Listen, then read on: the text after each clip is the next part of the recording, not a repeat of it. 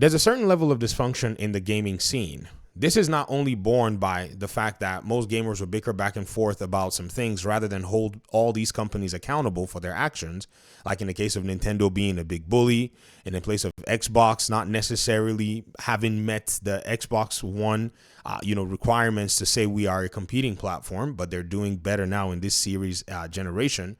And with PlayStation not providing a value proposition that is anywhere close to where Xbox is, instead what we're seeing is a lot of kowtowing and what I think is a straight bias, because if people in the media would like to write any of these opinion pieces, which they don't even tag as opinion, they ought to say so and they ought to declare their biases. If not, it becomes a joke. This article written here on IGN website says, Sony warned 2024 will be light, but PS5 still has the best games. Then it has a subtitle or subheading that says, despite a lack of first-party games, PlayStation is still the place to play great games. I'm going to basically divvy this article up into multiple videos. I've read it multiple times, and I can tell you, in my own humble estimation, this is a lot of dross. But there's a lot of misinformation in here as well, too, because it doesn't hold the platform holders to a high standard. Like, looking at this particular heading, you already can see that it's already running cover for PlayStation. Think about this. Despite a lack of first-party games, that's it right there. That's your key. PlayStation is still the place to play great games. Now, what criteria have platform holders usually been held to? It's the criteria of being able to provide first-party games. This is what Xbox was dragged through the mud for the last generation for. And so we cannot come back now and change the rules because it's now not convenient for PlayStation. But I think this is what this author is attempting to do. We're going to read the first few paragraphs. We're going to go ahead and see what's going on. And I think this is a guest columnist as well from Push Square. So, yes, they're publishing on IGN, but they're bringing that PlayStation bias in here. We know that Push Square is super pro PlayStation. So, Sammy Barker writes and says, Sony sparked discontent among the PlayStation fandom in February this year when it said during an earnings call there will be no sequels or updates to major existing franchises on the PlayStation 5 before March 2025. With the platform holder keeping its content roadmaps close to its chest, the comments were largely taken out of context, and many assumed this would be a lean year for the company's new-gen console. Now, let's look at this particular statement and see what might be going on here. First of all, this writer claims that PlayStation is keeping its roadmap close to its chest.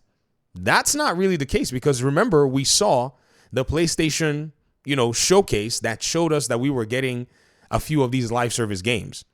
Then we also saw from the single player side that we don't know whatever is going on with Santa Monica. We don't know what's going on with Naughty Dog. We could always say, okay, maybe their games are still early in development.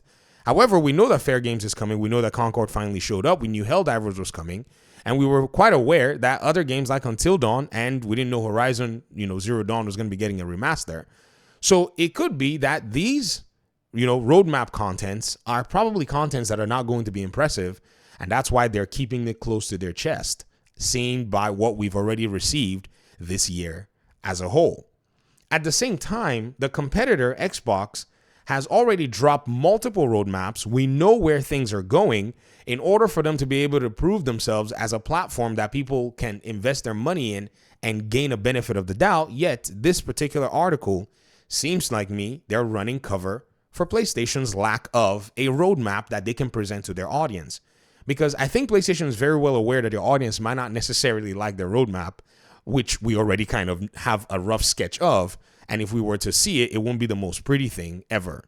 Because it will contain things like Horizon Zero Dawn Remake, Until Dawn Remake.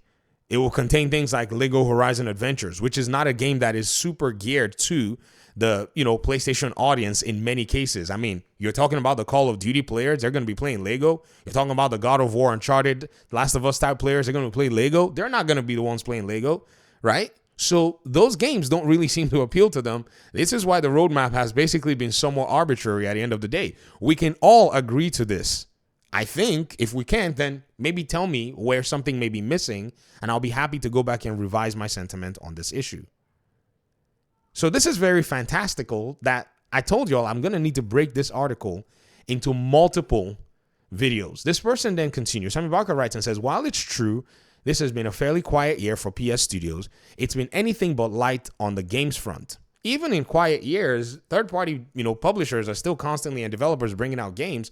So again, we're not worried about that noise. We're honed in on the first-party offerings that these particular platform holders can bring. On the Nintendo side, they're eating. On the Xbox side, they're eating good. They're eating great because they're going to get Game Pass level treatment on that. On the PlayStation side, it's starvation.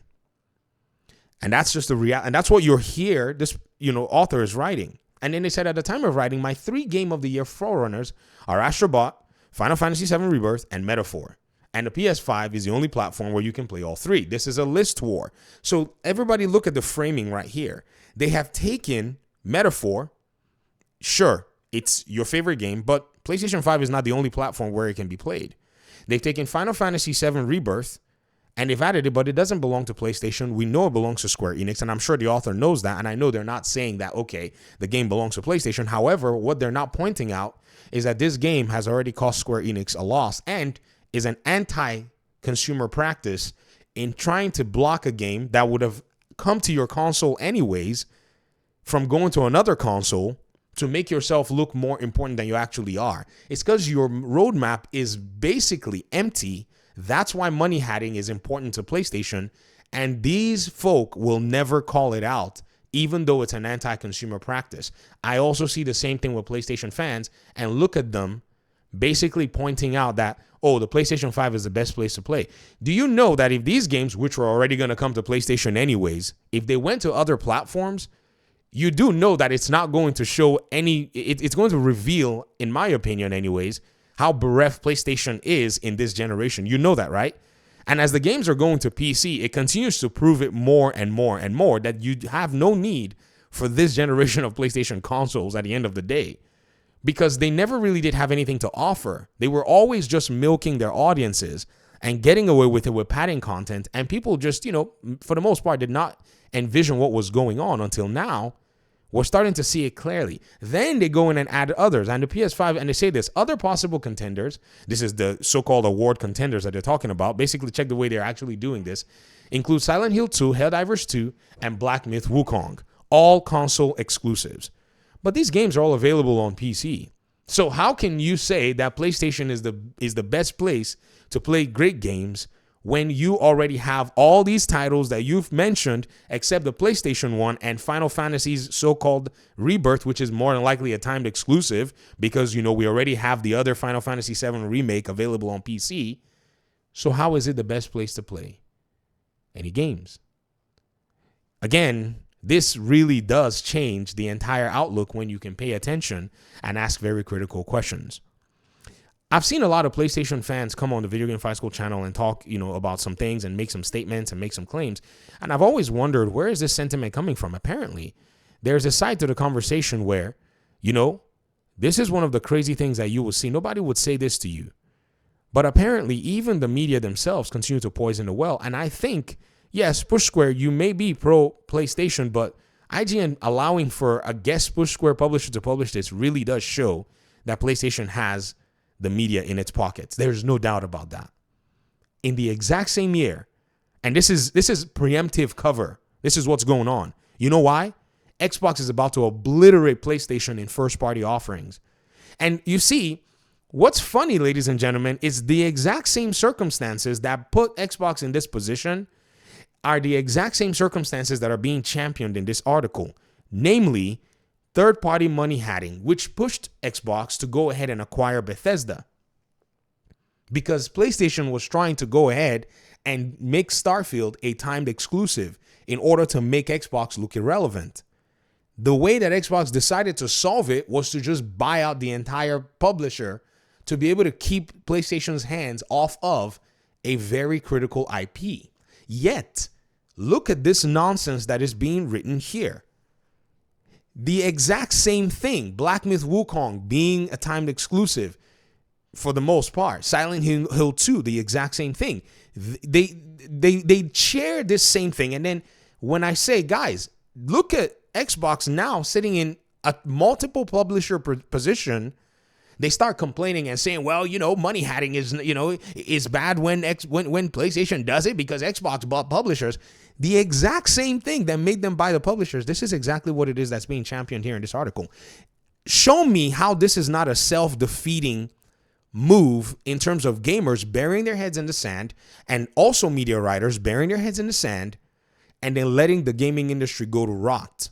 And then they will turn around and start pointing fingers at Xbox when they basically are begging for PlayStation to shoot them in the foot.